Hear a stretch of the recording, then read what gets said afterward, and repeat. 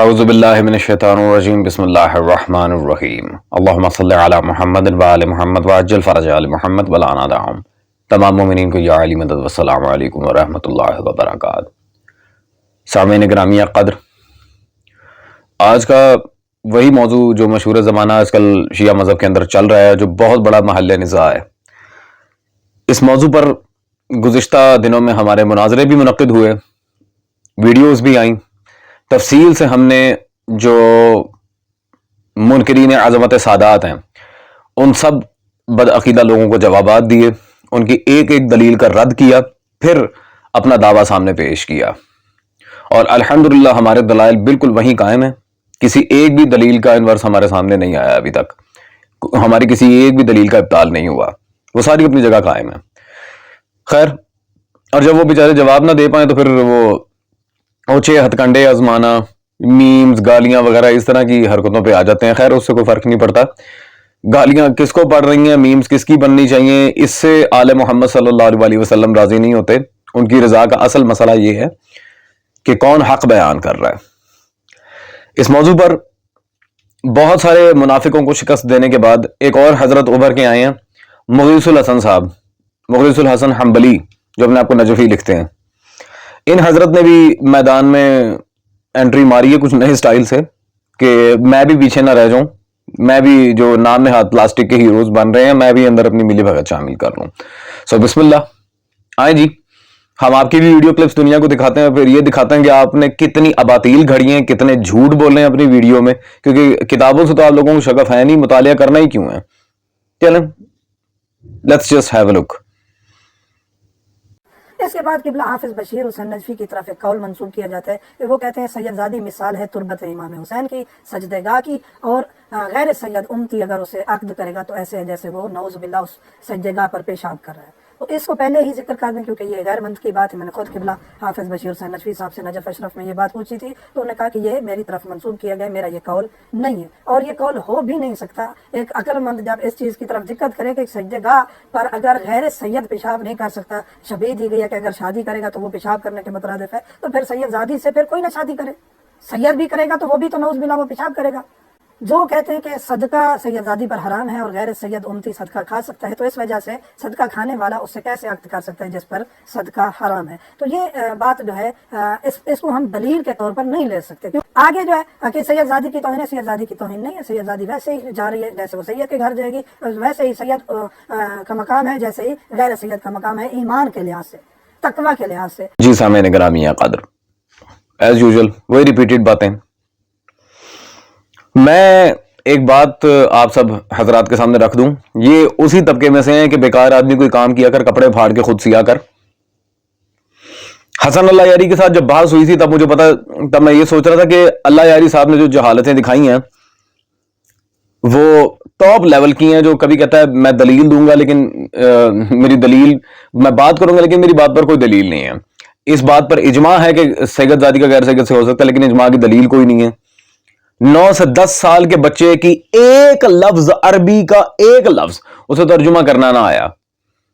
اور بہت سی ایسی اور بھی باتیں ہیں سند کی وثاقت کے لحاظ سے، جرح کی جو معاملات ہیں، یعنی پورا منہج تصحیح و تضعیف و جرح و تعدیل جو مذہب شیعہ کے اندر محدثین کا چلتا آ رہا ہے، وہ بیچارہ اس سے واقف ہی نہیں ہے. اور اسماء اور رجال کی کتابوں میں حضرت اجتہاد ڈھونڈتے پھر رہے. خیر، اس جہالت کو دیکھنے کے بعد مجھے یہ اندازہ ہو گیا تھا کہ اس سے بڑا جاہل نہیں آئے گا علم مناظرہ کی فیلڈ میں. سرکار کو یہ نہیں پتا کہ مدعی کون ہوتا ہے، مدعا علیہ اور منکر کون ہوتا ہے. لیکن ان حضرت کی ویڈیو دیکھ کے مجھے پتا چل گیا کہ ماشاءاللہ آئے دن نئے سے نیا ریکارڈ بنتا ہے. حضرت پہلی بات تو یہ ہے کہ حافظ بشیر کے لحاظ سے آپ نے جو بات کی ہے، اس نے کیوں نہ کیوں ہمیں گھنٹہ فرق نہیں پڑتا. حافظ بشیر کی بات یا کسی بھی غیر معصوم کا کوئی فتویٰ ہمارے پہ حجت نہیں ہے. وہ پہلی بات تو حافظ بشیر کی بات تھی ہی نہیں. یہ میرے پاس عصمت السیدات کتاب موجود ہے حافظ جعفر الزمان کی، اس میں انہوں نے صفحہ نمبر 131 میں 11واں استدلال یہاں پر واضح لکھا ہے: دوران گفتگو آیت اللہ سید محمد شیرازی نے اس سے کسی نے عقد سیدانی کے جواز کا مسئلہ پوچھا تو انہوں نے بہت خوبصورت دلیل دی. فرمایا کیا سجدہ گاہ کو جو خاک کربلا سے ہو اس پر نجاست پھیلانا جائز ہے؟ سائل نے کہا نہیں. اگلا پیج سامعین، صفحہ نمبر 132 فرمایا اس خاک پر گستاخی کرنا جائز نہیں جس کی نسبت سید الشہداء سے ہے، تو کیا سادات کو اس خاک کے برابر بھی ان سے نسبت نہیں ہے؟ اگر خاک کربلا امام معصوم کی نسبت کی وجہ سے باقی خاکوں سے محترم اور مقدس ہے تو خود امام معصوم کی دختران گرامی کا مقام عام دختران کے برابر کیسے ہو سکتا ہے جو کہ امام عالی مقام کی صلبی اولاد میں سے ہیں؟ یہ تھا اصل فلسفہ، یہاں مسئلہ نسبت کا تھا۔ سامعین گرامی قدر، یہاں مسئلہ نسبت کا تھا، اور وہ نعوذ باللہ وہ پیشاب کر دینا تو یہ کیا بکواس ہے؟ ایسی کوئی بات ہی نہیں ہوئی آغا محمد شیرازی کے کلام میں، آپ نے بالکل واضح دیکھ لیا، وہ تناسب کے تقاضے پہ بات کر رہے ہیں، نسبت کے تقاضے پہ، کہ جب وہاں پر نجاست نہیں پھیلائی جا سکتی، کیونکہ ظاہری بات ہے جب نکاح ہوگا تو پھر وہ ایک جو حمل کا سارا پروسیس ہوتا ہے، سارا انٹر کورس وغیرہ، وہ بندہ اپنی وائف کے ساتھ کرتا ہے، تو نجاست ظاہری بات ہے انسان کے خون کا جو سارا مسئلہ ہے، خون نجس ہے، وہی نجاست اندر جاری صدقہ اور وہ خمس وغیرہ جو آگے ہم اس کو فردر ڈسکس کریں گے، لیکن وہاں پہ یہ پیشاب کرنا، خاک شفا کو ایسے کرنا، ویسے ایسی کوئی بات ہی نہیں ہے۔ اللہ کے بندے پہلے یہ تو دیکھیں کہ متکلم کون ہے اور کلام کیا ہے۔ جھگڑا یہاں پہلے تو متکلم میں نہیں تھا، کلام میں تھا، لیکن اب دونوں ہی متنازع بن گئے۔ آپ کو یہی نہیں پتا کہ کس بندے نے کیا بات کی ہے، وہاں پہ وہ پیشاب کر دے، وہ باتھ روم کر دے، تو یہ تو اللہ کے بندے پہلے بات تو پوری دیکھو کیا ہے، وہ استدلال کہاں سے کر رہے ہیں، وہ نسبت کے تقاضے پہ بات کر رہا ہے، اور اسی نسبت کا انکار شیطان نے کیا تھا۔ اس نے میٹیریل کو دیکھا تھا، نسبت آدم کو بالکل اس نے اگنور کر دیا تھا، اور اللہ نے اسے کہا نکل، تو رجیم ہے۔ تو یہ بیسک بات ہے۔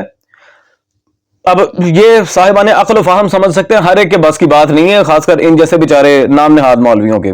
دوسرا، سادات کے لحاظ سے جو روایات آتی ہیں، اب وہ تو یہ انہیں مانتے ہی نہیں ہیں، وہ جب ہم توثیقات وغیرہ دیگر معاملات تحقیق پیش کر کے منوا لیتے ہیں تو پہلے چھوٹتے ہی کہتے ہیں وہ تو جی اولاد سے مراد وہاں پنجتن کے لحاظ سے وہ جی رسول اللہ اپنے اور اصحاب کسا کے بارے میں بات کر رہے تھے، 12 اماموں کے بارے میں بات کر رہے تھے۔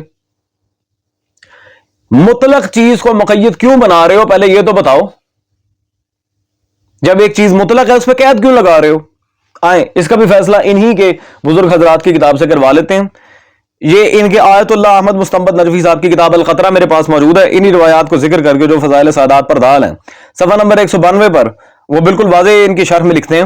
مؤلف کہتے ہیں کہ یہ روایت میں امام حسن صلوات اللہ علیہ کی اولاد کے ذکر سے معلوم ہوتا ہے، اس روایت میں رسول خدا صلی اللہ علیہ وسلم کی تمام ذریت شامل ہے، پس یہ ائمہ معصومین صلوات اللہ علیہ مجمعین کے ساتھ مخصوص نہیں۔ تمام ذریت وہ فضیلت صرف ہمارے 12 ائمہ صلوات اللہ علیہ مجمعین تک نہیں ہے، باقی بھی جو اولاد رسول ہے الی یوم القیامہ سب کے ساتھ ہے۔ سامعین گرامی قدر، اور یہ بالکل کریکٹ بات ہے، یا تو یہ انکار کر کے دکھائیں کہ جو موجودہ دور کے سادات ہیں وہ نصر علی نہیں ہیں، وہ اولاد رسول صلی اللہ علیہ وسلم نہیں، انکار کر کے دکھائیں، بات تو تب ہے نا، نہیں کر سکتے۔ اچھا جی، اور آ جا کے ان بیچاروں کے پاس ایک ہی وہ بھونڈی سی بات رہ جاتی ہے، تقوی معیار ہے، تقوی۔ اچھا جی، اور یہ پھر قرآن کی کون سی آیت سے استدلال کرتے ہیں؟ جو سورہ حجرات میں اللہ تبارک و تعالیٰ نے ارشاد فرمایا، بسم اللہ الرحمن الرحیم، ان اکرمکم عند اللہ اتقاکم، یہاں پہ جی تم میں سے زیادہ معزز وہ ہے جو با تقوی ہے، ان اکرمکم عند اللہ اتقاکم، اس آیت سے، اور یہاں پہ چونکہ انہ یہ ترکیبی لحاظ سے حرف مشبہ بالفعل کے تحت آیا ہے۔ سامعین گرامی قدر، تو اس آیت کو پیش کر کے یہ حضرات یہاں پر دلیل بناتے ہیں کہ دیکھیں جی وہ جب اللہ نے معیار تقوی رکھا ہے تو تقوی کے لحاظ سے بندے کی پرکھ ہوگی کون بڑا ہے کون چھوٹا ہے، لیکن بھائی ہر بات پہ مفہوم شرعی نہیں آتا، بعض پہ مفہوم لغوی آتا ہے، بعض پہ مفہوم اصطلاحی آتا ہے۔ آپ کو اگر اصول تفسیر نہیں پتا تو خدا را جا کے پہلے اصول تفسیر کی کتابیں پڑھیں۔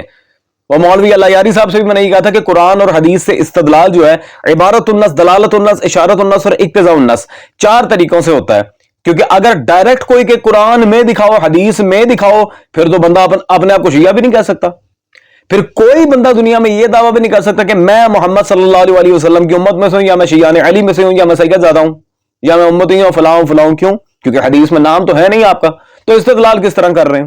یہ ایک سمپل سا پوائنٹ تھا, ایک بالکل بدیہی سی بات تھی. وہ بھائی جان نے مناظرے کے دوران رولا ڈال دیا, یہ حضرت الگ بیٹھ کے ڈال رہے ہیں کہ نہیں جی ایسا ہے تو ویسا ہے تو پتہ نہیں کیسا ہے. بھائی بیکار آدمی کوئی کام کیا کر کپڑے پھاڑ کے خود سیا کر. تو اس آیت کی تفسیر میں سادات کی الگ سے تخصیص میں آپ کو دکھانے لگا ہوں. جلد نمبر 9 میرے پاس ان کے آیت اللہ محمد حسین نجفی صاحب کی تفسیر موجود ہے, تفسیر فیضان الرحمان, صفحہ نمبر 308 پر سورہ حجرات کی اسی آیت کی تفسیر میں انہوں نے بالکل واضح یہاں پر لکھا, ہاں البتہ سادات کرام کا دینوی احترام پیغمبر اسلام صلی اللہ علیہ وسلم حضرت امیر صلوات اللہ علیہ کی طرف نسبت کی وجہ سے کرنا اور بات ہے, احکام شرعیت کی پاسداری اور بات ہے. یہاں نسبت اور احکام دونوں الگ الگ چیزیں گنائی جا رہی ہیں, ایک ہی چیز بار بار ریپیٹ کر کے انہوں نے اللہ جانے کیا نکالنا ہے اس کے اندر سے. پہلے فرق تو دیکھیں. سامعین گرامی قدر, اگلی جہالت جی اگر کف ہو وہ صدقے اور خمس کی تفریق آ بھی جائے تو بھی کف کا ویسا کوئی سسٹم نہیں رہتا. اور کیوں نہیں رہتا بھائی, کیوں نہیں رہتا؟ آئے امام جعفر صادق سے ثبوت. تو اسی دلیل کے اوپر اللہ یاری صاحب کو نانی یاد آ گئی تھی جب دوران مناظرہ الحمدللہ ہم نے حیدری نعرہ گرج کے مارا تھا, وہاں پہ پھر اس کی شکل دیکھنے والی تھی, رنگ اڑ گئے تھے اس کے. سامعین آئے میں دکھاتا ہوں ہے کہ نہیں. یہ بحار الانوار میرے پاس موجود ہے اس وقت, جلد نمبر 11 صفحہ نمبر 326 پر امام جعفر صادق کی وہ مشہور زمانہ روایت ہے جب خارجی نے خواستگاری کی تھی رشتہ سیدانی کے لیے, تو امام نے بالکل واضح اسے فرمایا تھا وَلَكِنَّ اللَّهَ عَزَّ وَجَلَّ صَانَنَا عَنِ الصَّدَقَاتِ, اللہ نے ہمیں صدقے کی کثافت سے دور رکھا ہے. اللہ نے ہمیں صدقے سے دور رکھا ہے. ٹھیک ہے جی. سامعین گرامی قدر, یہ بات بھی یہاں واضح ہو گئی. امام جب واضح نکاح کے مسئلے میں اسے کہہ رہے ہیں کہ صدقے کی کثافت سے اللہ نے دور رکھا ہے, تم جاؤ یہاں سے, نہیں دینا میں نے, تو پھر پیچھے کیا رہ گیا؟ اس نے خواستگاری تو وہاں کف کے لحاظ سے, شادی کے لحاظ سے, نکاح کے لحاظ سے ایز اے لائف پارٹنر کی تھی, تو امام نے اسے صدقے کا فرق کیوں گنایا؟ کرو نا بات اس پہ, آؤ نا بات کرو. اس کی سند پہ کوئی اعتراض کرے, روایت کی متن پہ کوئی کرے, پھر بات چلے. کر کے دکھائے, دیکھے توثیق پہ حوالے آتے ہیں کہ نہیں آتے, اصولیوں کے بھی اخباریوں کے بھی. کرے ذرا کوئی جر, میں دیتا ہوں توثیق, میں بیٹھا ہوں نا. امام نے اسے خواستگاری کے رشتہ پر صدقے کی تقسیم کیوں دی؟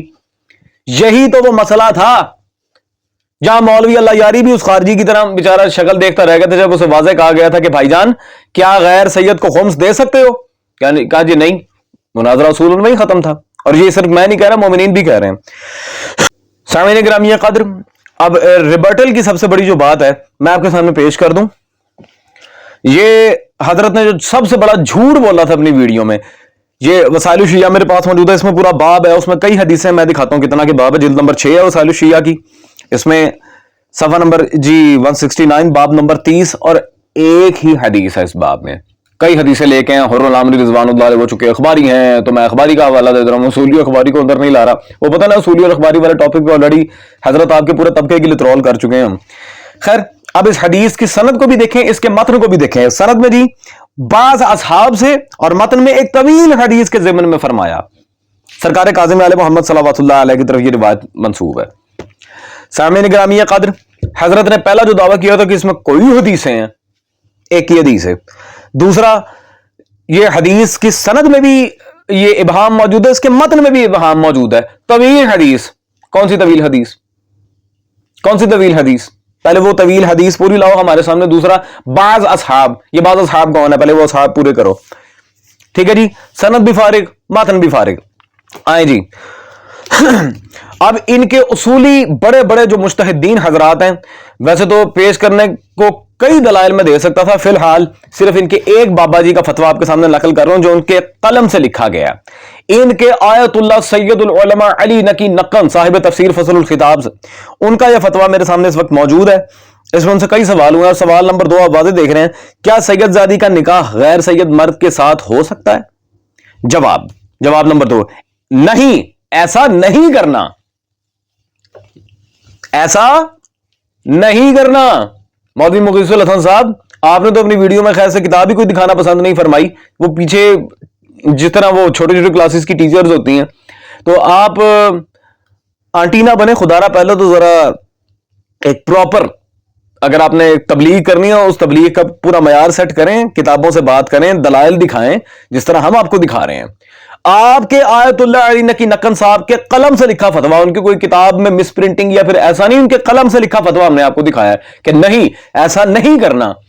تو لگائیں اب علی نکی نکن پہ جہل کا فتویٰ لگائیں اور اللہ خیری صلی اللہ لگائیں، احمد مستنبت پہ لگائیں، محمد حسین نجفی ڈھکو پہ لگائیں، ان پہ لگائیں نا فتویٰ کہ یہ سادات کی تخصیص کیوں دے رہے ہیں باقاعدہ، اور علی نکی نکن نے تو ویسے ہی حرام کہہ دیا ہے۔